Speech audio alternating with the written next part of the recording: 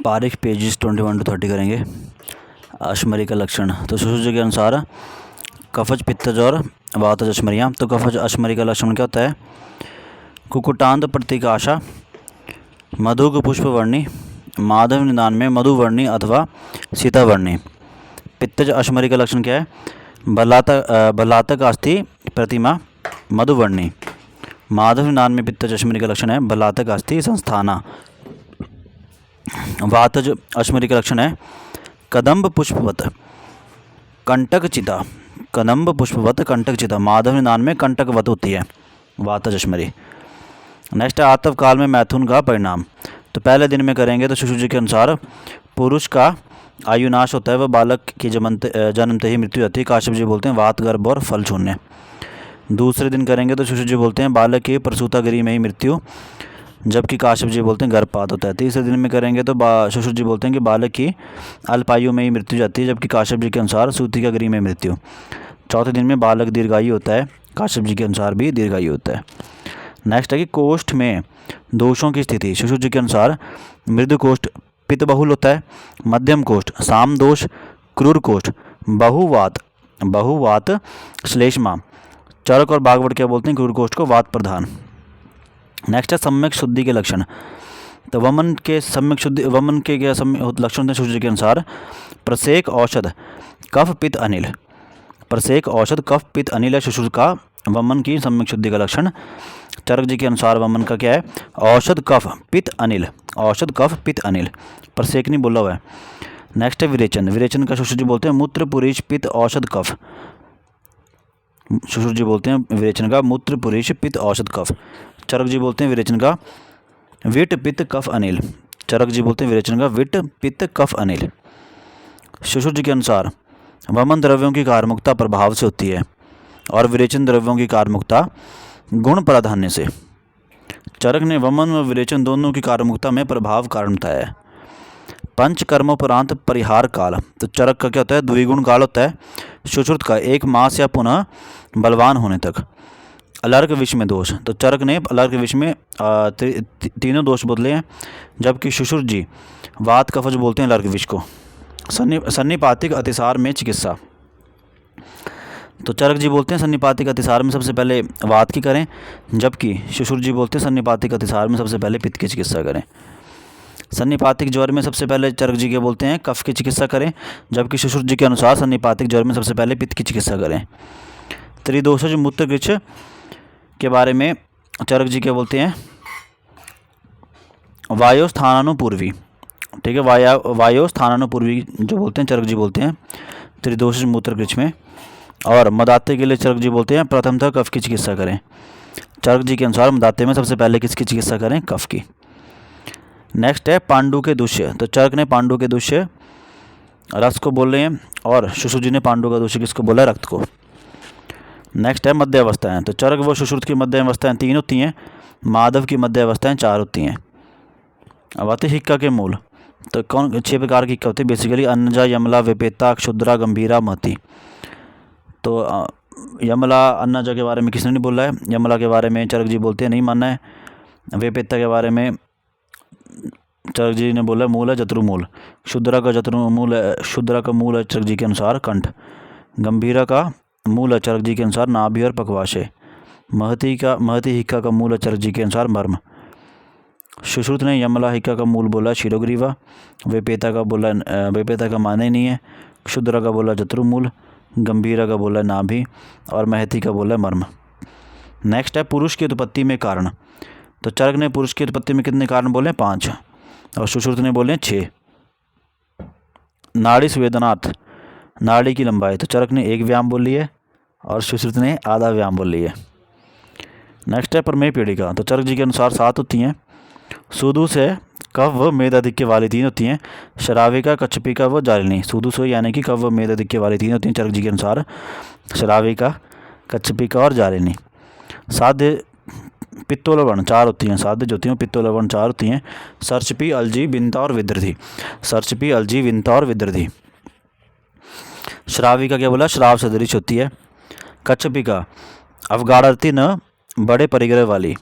जालिनी क्या होती है? सिरा जाल, रुजा निस्तोद बाहुला। अनेक छोटे छोटे छिद्रों से युक्त। सर्षपी शीघ्रपाकी, एक बड़ी पीड़िका जिसके चारों ओर अनेकों छोटी छोटी पीड़िकाएं हों।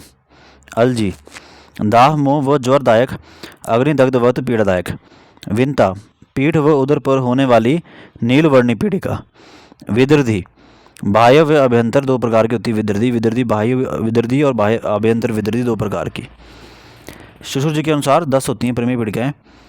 ठीक है, तो कुछ प्रमुख प्रमेय पीड़िकाओं के लक्षण शिशु जी के अनुसार तो जालिनी, विंता, पुत्रिणी और अलजी।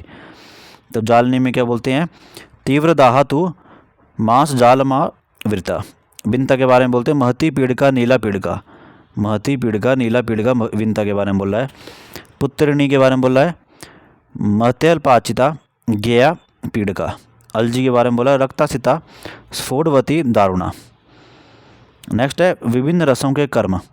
तो चरक जी के अनुसार मधु रस का कर्म होता है शरीर सातम्य, प्रहलादानकर, आयुष्य, षड इंद्रिय प्रसादनो। अमर रस का गुण होता है चरक जी के अनुसार, अमर रस का कर्म होता है चरक जी के अनुसार भक्तम रोचति, देहम बृहंति, मनोबोध्यति, हृदयम तर्प्यति, भुक्तम अपकर्षति, इंद्रियाणि दृढ़ीकरोति, रक्तम दुष्यति, श्वेतु मापद्यति।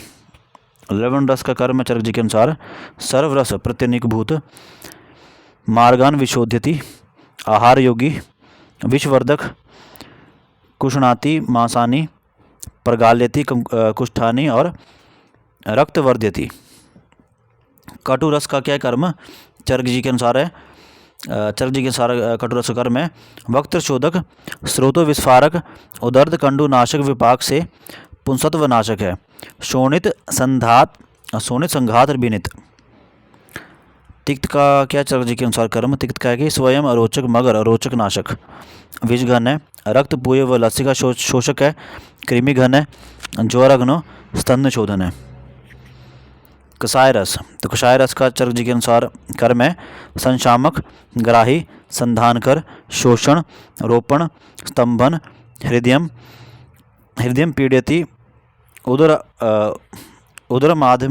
उदराधमापिति, श्यात्वमा पाद्यति, पक्षवद, ग्रहाप, तानकादृत प्रभृतिश्च उत्पाद्यति। शिशु जी के अनुसार मधुरस का कर्म है प्रहलाद्यति, भगनास्ति, संधान कर, गलगंड और श्लीपद उत्पादक। अमल रस का कर्म है शिशु जी के अनुसार श्रद्धा उत्पाद्यति, कोष्ठ विदाही, बहिशीता, प्रायशु हृदय पाक कारक। लवण रस का कर्म है शिशु जी के अनुसार भक्त रुचि उत्पाद्यति, संशोधन, सर्वरस प्रत्यनिको, मार्ग विशोधन, सर्व शरीर अवयव मार्दव कृत, रक्त पित्त वात रक्त व अमिल का जनक। कटु रस का कर्म है शिशु जी के अनुसार जीवा गर्म बांधते, नासिकांच श्राव्यति। तिक्त रस का शिशु जी के अनुसार कर्म है भक्त रुचि चाप पाद्यति, मन्यस्तंभ आक्षेप अर्दित व शिरशूल जनक। कषाय रस का शिशु जी के अनुसार कर्म है वक्त्रम परिशोष्यति, हृदयम कर्षति, मन्यस्तंभ आक्षेप जनक। पामा क्या है सस्रावा कंडुयुक्त। पामा जो सस्राव और कंडुयुक्त है, रक्षा निस्राव और कंडुरहित। चरक जी बोलते हैं यत कुर्वन्ति तत् कर्म, येन कुर्वन्ति तत् वीर्यम, यत्र कुर्वन्ति तत् अधिकरणम, यदा कुर्वन्ति सा कालः, यथा कुर्वन्ति सा उपाय। और क्या बोलते हैं चरक जी बोलते हैं यत साधयति तत्फलम। शिशु जी बोलते हैं यत कुर्वन्ति तदधिकरणम, यत निष्पाद्यति तत्फलम, यदा कुर्वन्ति तदा कालः, यथा कुर्वन्ति सा उपायः। तो दूध के चरक ने 8 भेद बोले हैं, सुश्रुत ने भी दूध के कितने भेद बोले हैं 8। तो चरक जी के अनुसार गुणधर्म, तो एक शब्द दूध का होता है शाखागत वाथर होता है, भेड़ का दूध हिक्का और श्वास उत्पादक होता है चरक जी के अनुसार। गौ दुग्ध जो वो प्रवरम जीवनीय नाम रसायनम। शिशु जी के अनुसार सामान्य लक्षण सर्व प्राण भित्ता तस्मात् सातम्यम। ठीक है, गौ दूध का क्या है अल्पाभिषेंदी रसायन। माहिष दूध का है अभिषेंदी निद्रा कारक। अजा दूध का है शोषिणाम हितम सर्वव्याधिहर। आविदुग्ध का है वातज रोगनुत वातज कास उत्पादक। एक शफ का है उष्ण वीर्य शाखागत वात नाशक। ऊँटनी का है लवण रस कृमि अर्श व उदरोग नाशक। हाथी और करेणु का क्या है मधुर कषाय व चक्षुषय। स्त्री दूध का क्या है मधुर रस नस्य व आश्चोतनार्थ उपयोगी। प्रातःकालीन दूध कौन सा है गुरु व बिष्टम्भी। सायंकालीन दूध जो है वो सोम गुण प्रधान है। कच्चा दूध गुरु व अभिषंधी। उबला दूध लघु होता है। स्त्री दूध को गर्म करने का निषेध है। स्त्री दूध को गर्म नहीं करना चाहिए। मांस में उत्तरोत्तर गुरुता का क्रम। तो चरक जी के अनुसार सख्ती स्कंद छाती उदर शिर। मांसरस अंड चर्म मूत्रेंद्रिय श्रोणी वृक यकृत गुदा मध्य देह और अस्थियाँ। शिशु जी के अनुसार शक्ति फिर स्कंद हृदय सिरा पाद हस्त कटी पीठ चर्म कालेयक यानी कि वृक यकृत और अंत्र। नेक्स्ट है चरक जी के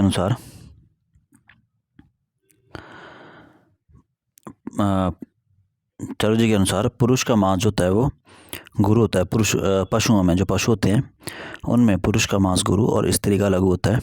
शिशु जी के अनुसार चौपायों में यानी कि पशुओं में पुरुष का मांस गुरु और स्त्री का लघु होता है, मगर पक्षियों में स्त्री का मांस गुरु व पुरुष का लघु होता है। इसलिए लघु होने के कारण चौपायों में स्त्री का तथा पक्षियों में पुरुष का मांस श्रेष्ठ माना गया है। शिशु जी के अनुसार अन्य गुण। तो अल्प शरीर वालों में बड़े जानवर का मांस ग्राह्य है। बृहत शरीर वालों में छोटे जानवर का मांस ग्राह्य है। पुरुष का ऊपरी भाग गुरु होता है और स्त्री का अधोभाग गुरु होता है। फल भक्षी पक्षियों का मांस रुक्ष, मांस भक्षी पक्षियों का मांस बृहण एवं मत्स्य भक्षी पक्षियों का मांस पित्तकारक होता है। इक्षु विकारों में उत्तरोत्तर श्रेष्ठता। तो धौत गुण मत्स्यंडिका खांड शर्करा ये चरक सुश्रुत दोनों बोलते हैं। मधु के भेद चरक जी के अनुसार 4 और सुश्रुत के 8 होते हैं। चरक के 4 मधु के भेद हैं ब्राह्मण माक्षिक पौत्तिक और क्षौद्र। सुश्रुत के 8 मधु के भेद हैं ब्राह्मण माक्षिक पौत्तिक क्षौद्र छात्र आर्द्य औदालक और दाल। गुण धर्म। तो चरक जी के अनुसार माक्षिक जो होती है तैलवर्णी श्रेष्ठ है। पौत्तिक जो है वो घृतवर्णी है। ब्राह्मण श्वेतवर्णी और क्षौद्र जो है वो कपिलवर्णी। सुश्रुत जी के अनुसार माक्षिक जो है वो श्रेष्ठ है, श्वास कास नाशक है। छात्र जो है वो श्वेत कुष्ठ व प्रमेय है। आर्ध्य जो वो नेत्र रोगों में उपयोगी है। औदालक स्वर विकार कुष्ठ व विषनाशक है। दाल वमन व प्रमेय नाशक है। मधुवात कारक व कफ नाशक जो है चरक जी ने बोला है और सुश्रुत जी बोलते हैं दोष नाशक बोलते हैं, जबकि प्रमेय में मधु निषिद्ध नहीं है। प्रमेय में हम लोग मधु दे सकते हैं। नेक्स्ट है 10 प्राणायतन। तो चरक जी के अनुसार सूत्र स्थान में शंखो मर्म त्रयोकंठो रक्तम शुक्र औजसी गुदम। शरीर स्थान में 2 शंख के स्थान पर नाभि व मांस का समावेश किया है। भागवत ने शंख के स्थान पर मूर्धा व जीवा बंधन को माना है। महाकुष्ठ लक्षण चरक जी के अनुसार, ठीक है। तो पहले महाकुष्ठ कौन से चरक के अनुसार कपाल औदुंबर मंडल ऋष्यजीव पुंडरीक सिदम और काकनक। तो कपाल जो महाकुष्ठ है उसका चरक जी के अनुसार लक्षण क्या है? विषम विसृतानि जंतुमति कृष्ण अरुण कपाल वर्णानि। औदुंबर का है ताम्रवर्णी पक्व गोलर सदृश। मंडल महाकुष्ठ का है श्वेत रोमों से व्याप्त। ऋष्यजीव का है परुषाणप्य ऋण वर्णानि बहिनंत्र श्यावानी। पुंडरीक का है किनारे लाल मध्य में रक्त श्वेतवर्णी। शिशु जी के अनुसार कमलपत्र सदृश। सीदम का है चरक जी के अनुसार बहुनी अल्प वेदना अलाभ पुष्पवत। काकणक का है काकणंती गुंजा प्रभम सुश्रुत सिदम कुष्ठ आतसी पुष्पवर्णी। कुछ प्रमुख क्षुद्र कुष्ठों के लक्षण चरक जी के अनुसार। तो एक कुष्ठ का क्या होता है? अस्वेदनम यन्मतस्यक लोपम। चर्म कुष्ठ का है हस्ती चर्मवत। कीटिम का है श्याववर्णी वर्ण सदृश्य। ददरु का है खुजली व लालिमायुक्त पीड़काएँ। चरमदल का है स्पर्शासहत्व। पामक का है कंडु आधिक्य स्राव अधिक। विचर्चिका का क्या है श्याववर्णी पीड़िका शुष्काधिक्य। नेक्स्ट है कृमि लक्षण व आश्रय, चरक जी के अनुसार है। तो भेद क्या है? ब्राह्य कृमि 2 होती हैं, यूका और लिक्षा। पुरीशिज 5 होती हैं, केरुक, मकेरुक, लेली, सशूलक और सासुर आदि। रक्तज कृमि 6 होती हैं, केशाद, लोमाद, लोमदीप, सौरस, औडुंबर, जंतुमाता। कफज कृमि 7 होती हैं, अंतराद, उदराद, हृदयाद, महागुद, सौगंधिक, चोरु और दर्भपुष्प। अब कृमियों का नाम, उनके निदान, आश्रय, स्वरूप और उत्पादक लक्षण पढ़ेंगे। तो मलज कृमि का निदान होता है मृजा वर्जन से। मलज कृमि का आश्रय होता है केश, श्रमश्रु और लोम। मलज कृमि का स्वरूप है तिलाकार और मलज कृमि का उत्पादक लक्षण है कोठ और कंडू। रक्तज कृमि का निदान है कुष्ठ के निदान। रक्तज कृमि का आशय रक्त व धमनियाँ, सुश्रुत की धमनियाँ। रक्तज कृमि का स्वरूप है ताम्रवर्णी, सूक्ष्म व पैर रहित। और रक्तज कृमि का उत्पादक लक्षण है केश, श्रमश्रु, नख, लोम, पतन, तरुणास्थि नाश। श्लेष्मज कृमि के निदान 3 है, गुड़, तिल और दही। श्लेष्मज कृमि के आश्रय क्या है? आमाश्रय, सुश्रुत ने आमाशय बोला हुआ है। और स्वरूप है श्लेष्मज कृमि का पृथु, चपटे व कंडू पदाकार। उत्पादक लक्षण है ज्वर, अरुचि व क्षप्तु। पुरीशिज कृमि का निदान है गुड़, तिल, दही। पुरीशिज कृमि का आश्रय है पक्वाशय, सुश्रुत ने पक्वाशय बोला हुआ है। और स्वरूप है पुरीशिज कृमि का ऊनांशु शंकाशम, ऊन के समान। जबकि उत्पादक लक्षण है पुरीशिज कृमि का गुद, कंडू व अतिसार। अब नेक्स्ट है कि कृमि संशोधनात्मक उपक्रम 4 होते हैं अनुवासन को छोड़कर, चरक जी के अनुसार। रक्तज कृमि अदृश्य होते हैं व शेष जो होते हैं वो दृश्यमान होते हैं, सुश्रुत जी के अनुसार। कृमि नाशनार्थ सुश्रुत ने पलाश, बीज, स्वरस व वंग का दही के पीने के साथ प्रयोग निर्दिष्ट किया है। तो चरक जी बोलते हैं कारण भिषक है। चरक जी के अनुसार कारण क्या है? भिषक। कारण है भैषज। कार्य योनि क्या है? धातु वैषम्य। कार्य फल क्या है? सुखा वाप्ति। अनुबंध है आयु। देश है भूमि आतुर। काल है संवत्सर आवस्थिक। प्रवृत्ति है प्रतिकर्म समारंभ। उपाय है कारण, करण व कार्य योनि का सौष्ठन एवं अभिविधान। सुश्रुत के अनुसार कर्ता है भिषक, करण क्या है? रस, कारण है दोष और कार्य है आरोग्य। गर्भ के विकार चरक और भागवत के अनुसार। तो उपविष्टक का चरक जी के अनुसार है गर्भो वृद्धि न प्रापोन्नति। भागवत जी के अनुसार उपविष्टक का है बुद्धिम प्राप्नुवन सस्फुरः। नागोदर का चरक जी के अनुसार है कालमवती स्थिते अतिमात्रम अस्पंदनश्च। भागवत का है उदरम वृद्धि अप्यत्र हीयते सफूर्णम विचिरात। लीन गर्भ का चरक जी के अनुसार है प्रसुप्तो न स्पंदने। भागवत का है प्रसुप्तो न स्पंदते। चरक जी के अनुसार उपविष्टक स्पंदन के संदर्भ में निर्देश नहीं है। नागोदर का अस्पंदनश्च, चिरात स्पंदनश्च और लीन के बारे में न स्पंदते। भागवत जी के अनुसार उपविष्टक गर्भ की वृद्धि रुक जाती है, न च कुक्षि विवर्धते, पर गर्भ में स्पंदन होता है। उपशुष्क या नागोदर आर्तव की अति प्रवृत्ति से गर्भ का आकार घटने लगता है व लंबे समय पश्चात कभी कभी स्पंदन होता है। परिहीयमाणा गर्भश्चिरात किंचित स्पंदते। लीन गर्भ में स्पंदन का अभाव होता है, गर्भ प्रसुप्तो न स्पंदते। चिकित्सा उपविष्टक व नागोदर की चिकित्सा जीवनीय, बृहणीय व भौतिक घृत का प्रयोग, यान में बैठाकर क्षोभ कराना, अवजृंभण, अवमार्जन, बार बार स्नान करवाना। लीन गर्भ शयेन गौ मत्स्य व ताम्रचूड़ के मांस का प्रयोग, मूली का यूष, उड़द की दाल, उदर वंक्षण, कटी आदि पर अभ्यंग। किलास के भेद चरक के अनुसार 3 होते हैं दारुण, चारुण, श्वेत्र। तो दारुण जो रक्त आश्रित होता है रक्तवर्णी होता है। चारुण मांस आश्रित ताम्रवर्णी।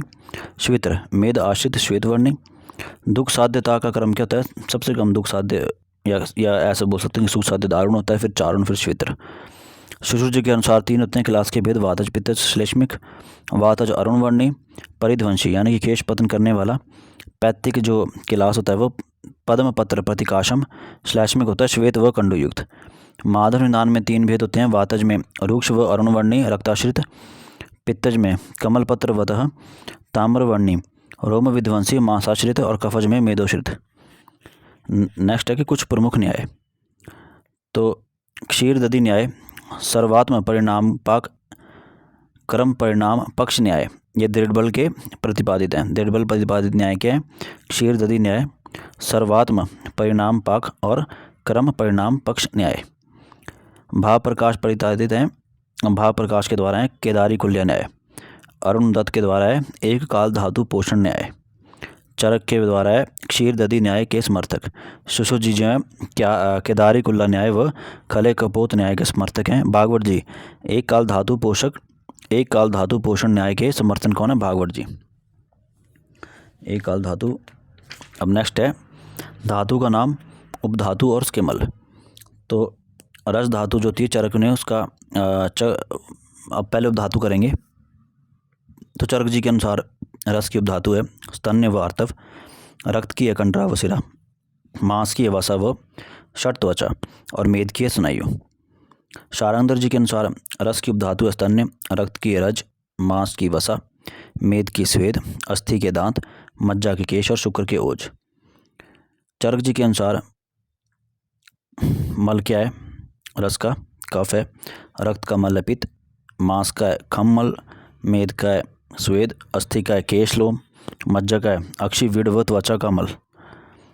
शारंगधर के अनुसार रस का मल है जीवा नेत्र कपोला नाम जलम, रक्त है रंजक पित्त, मांस है कर्णविड, मेद है दंत कक्षा व मेढ्र का फल मल, अस्थि है नख, मज्जा है नेत्र का मल, शुक्र है वक्तरे स्निग्धता व युवान पीड़िका। नेक्स्ट है कि तीक्ष्ण अग्नि यानी कि भस्मक में हितकर। तो चरक जी के अनुसार नारिक क्षीर है और सुश्रुत जी के अनुसार माहिष क्षीर है।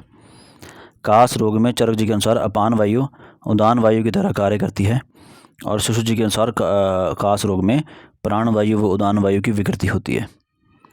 चरक जी के अनुसार शुद्धि के प्रकार, ठीक है, तो जो जगन यानी कि अवर होती है वो चरक जी के अनुसार वमन में 4, विरेचन में 10, मध्यम शुद्धि वमन में 6, मतलब वेग बताया गया, वमन में 6 वेग और विरेचन में 20 वेग, और परवर शुद्धि वमन में 8 वेग और विरेचन में 30 वेग, ठीक है। तो और निर्हरत दोषों की मात्रा, तो जघन्य यानी कि अवर में वमन में 1 प्रस्थ और विरेचन में 2 प्रस्थ, मध्यम शुद्धि में 1.5 प्रस्थ और विरेचन में 3 प्रस्थ, और प्रवर शुद्धि में 2 प्रस्थ और विरेचन वमन में 2 प्रस्थ और विरेचन में 4 प्रस्थ।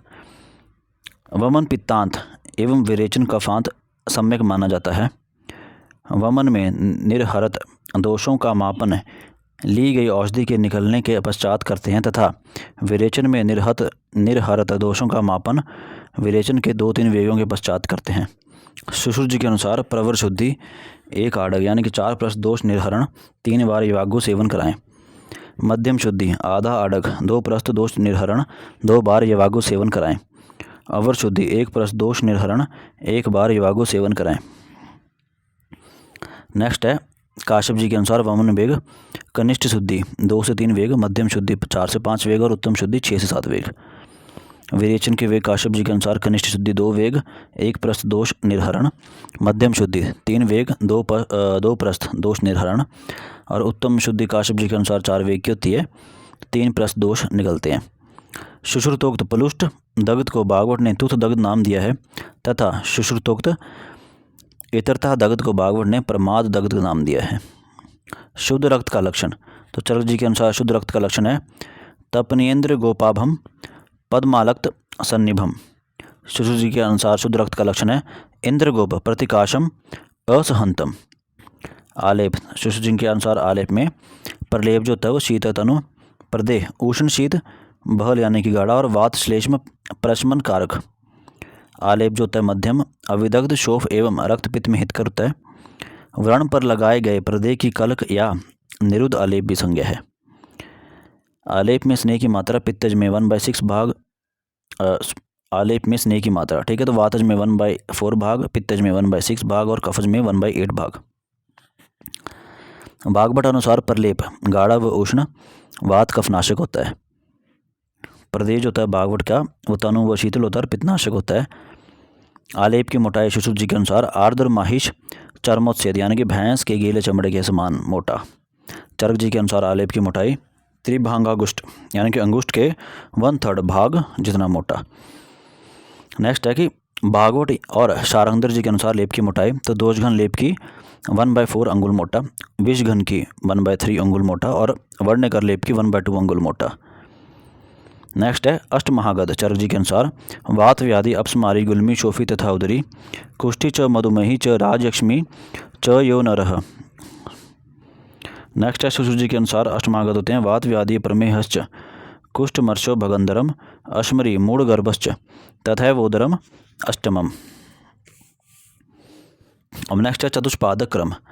तो चरक जी के अनुसार चतुष्पाद का क्रम होता है बेशक द्रव्याणुपस्थाता रोगी पाद चतुष्टयम। सुश्रुत का चतुष्पाद क्रम है वैद्यो व्याधुपशिष्टश्च बेशजम परिचारक।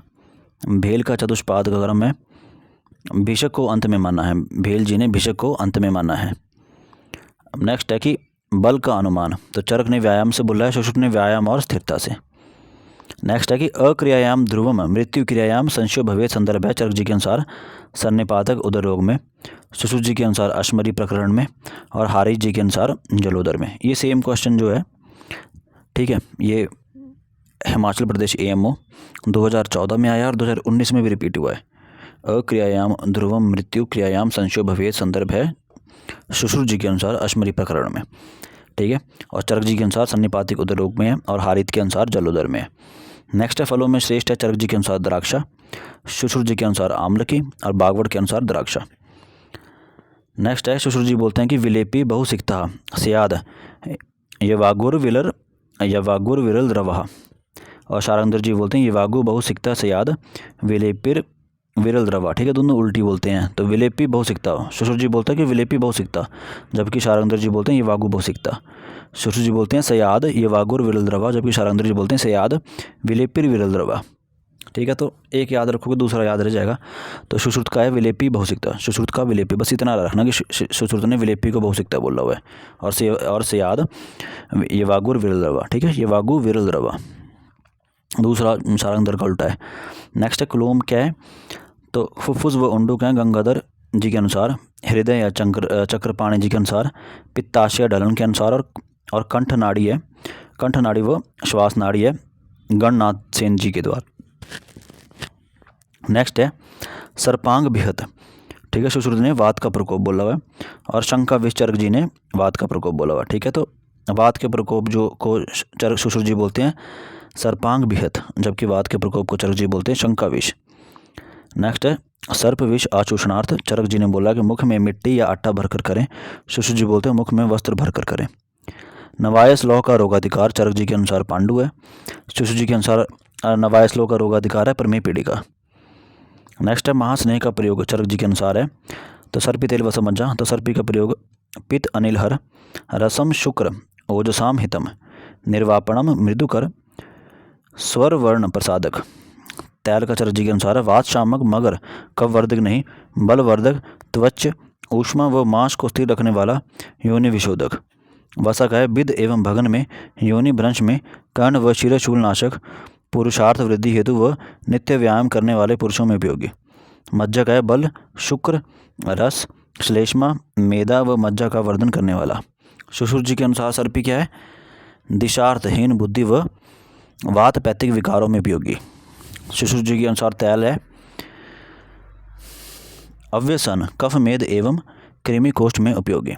वसा है सुश्रुत जी के अनुसार तीव्राग्नि वाले एवं वायु ही जिसका प्राण है ऐसे लोगों में उपयोगी। और मज्जा जो है सुश्रुत जी के अनुसार क्रूर कोष्ठ में एवं वातज विकारों में होगी। मज्जा जो है वो क्रूर कोष्ठ और वातज विकारों में सुश्रुत जी के अनुसार उपयोगी है। तो ये 21 टू लेकर के 30 पेजेस कंप्लीट हो गए। नेक्स्ट जो है नेक्स्ट वीडियो में करेंगे।